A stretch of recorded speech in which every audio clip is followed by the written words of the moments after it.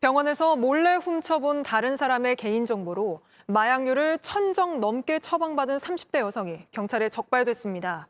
최근 벌어진 이른바 롤스로이스 사건 이후 부실한 마약류 관리 실태가 문제가 되고 있는데 이번엔 허술한 개인정보 관리가 문제가 됐습니다. 먼저 송승환 기자입니다.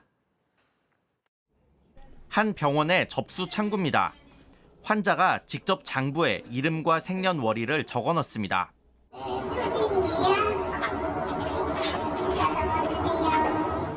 다른 사람들이 적은 개인정보가 그대로 보입니다. 30대 여성 A씨는 이렇게 장부를 허술하게 관리하는 곳을 노렸습니다.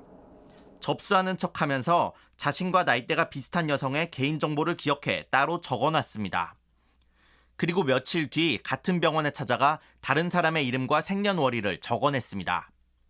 A씨는 지난 2년 동안 이렇게 다른 사람의 이름으로 100번 넘게 진료를 받았습니다.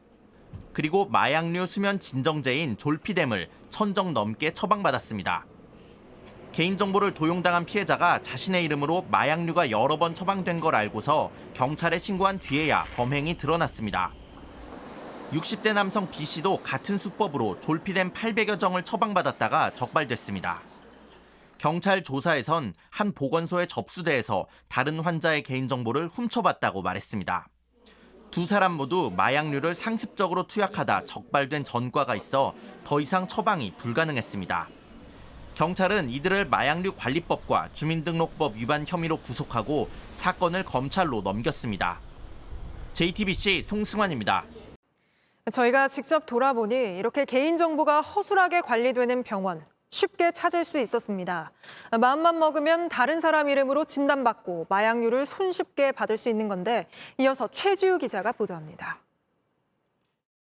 병원들이 모여있는 거리입니다. 환자들이 들어가서 접수를 할 때 그 장부가 어떻게 관리되고 있는지 직접 들어가 보겠습니다. 접수 창구에 직원이 앉아 있습니다. 접수대에 장부가 놓여 있습니다. 이름과 생년월일이 빼곡히 적혀 있습니다. 스마트폰에 적어주시는 거지? 생년월일도 일단 번호, 핸드폰 뒷번호. 환자가 접수 창구에 서 있습니다.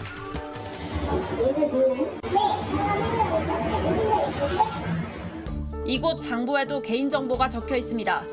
누구든 마음만 먹으면 가져다 쓸 수 있습니다. 이렇게 받은 처방전은 약국에서도 잘 걸러지지 않습니다. 처방전을 가지고 약국에 가봤습니다.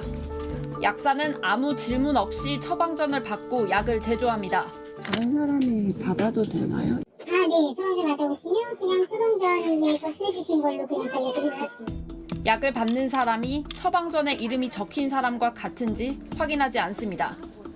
경찰은 보건복지부에 수기 장부를 쓰지 않도록 제도 개선을 해달라고 요청했습니다. 복지부도 관련 내용을 검토할 계획입니다. JTBC 최지우입니다. 의사와 전화로 상담해 처방을 받는 비대면 진료는 코로나19 기간 한시적으로 허용됐습니다. 그런데 이때를 틈타서 졸피뎀 같은 의료용 마약류가 제대로 관리되지 않고 불법 처방된 걸로 나타났습니다. 1년간 무려 6만 건에 달했는데 이혜원 기자가 취재했습니다. 지난해 7월 경찰은 마약성 진통제를 비대면으로 대량 처방한 의사와 이를 받아 투약한 일당을 적발했습니다. 향정신성 의약품 등 마약류는 반드시 의사가 대면 처방해야 합니다. 향정신성 의약품은 약국 조제실 안에서도 별도의 공간에 보관하고 있습니다. 혼수 상태 빠질 수도 있고 호흡이 안 될 수도 있고. 이 때문에 복지부는 코로나 때부터 비대면 진료는 허용하면서도 마약류는 비대면 처방을 중도에 금지시켰습니다. 그런데 취재 결과 금지 조치 이후에도 비대면 처방이 이뤄진 것으로 확인됐습니다. 의료기관 6천여 곳에서 6만 건 가까이 처방을 한 겁니다.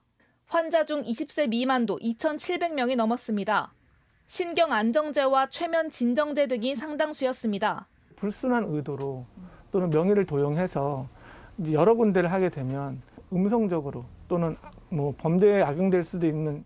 그런데도 실제 벌금형을 받은 곳은 단 한 곳뿐이고 자격 정지 처분이 내려진 건 한 곳도 없었습니다.